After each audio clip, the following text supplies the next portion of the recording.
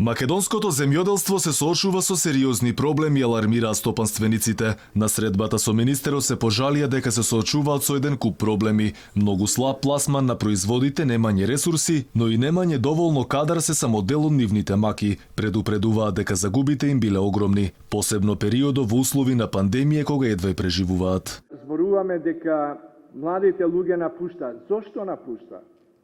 Што е тоа што ги привлекува во странство и за колку пари тие заминуваат во странство?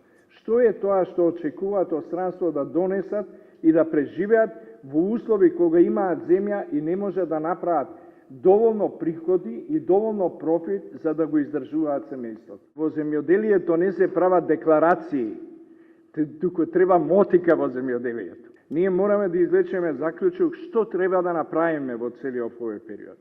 Затоа што отидовме на тој дел да купуваме гласови, а економијата ни е падната. Сега имаме пад на економијата поради глупо поставени економски закони во земјоделието и имаме од пандемијата. Колкави се загубите, зборуваат и бројките од повеќе од 60% пад во делот на производството и продажбата. Министерот за земјоделство признава дека секторот се соочувал со сериозни проблеми, зашто, како што рече, доаѓал од аграрот. Конкретни решенија не понуди, но затоа бара заедно да се работело. За мене е многу полесно да ги сваќам потребите на бизнис секторот, бидејќи, како што кажавте, доаѓам од бизнис сектор и тоа поврзано со земјоделството. Ние се осеќаме дека сме консултирани, али дека тие при имплементацијата наши мислења исчезнуваат во лавиринтот на овие интереси што вие ги споменавте.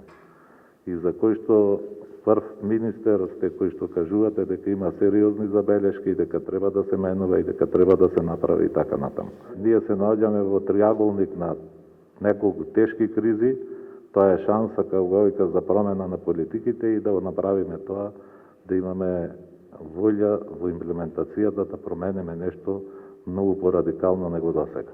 Во услови на пандемија, земјоделството е едно од најпогодените гранки. Освен намалено производство, овој сектор се соочува и со проблеми при транспортот, но и слаб пристап до финансии. Бизнисмените алармираат дека без посериозна поддршка, штетите ќе бидат уште поголеми, посебно кога кризата со пандемијата продолжи во текот на наредната година.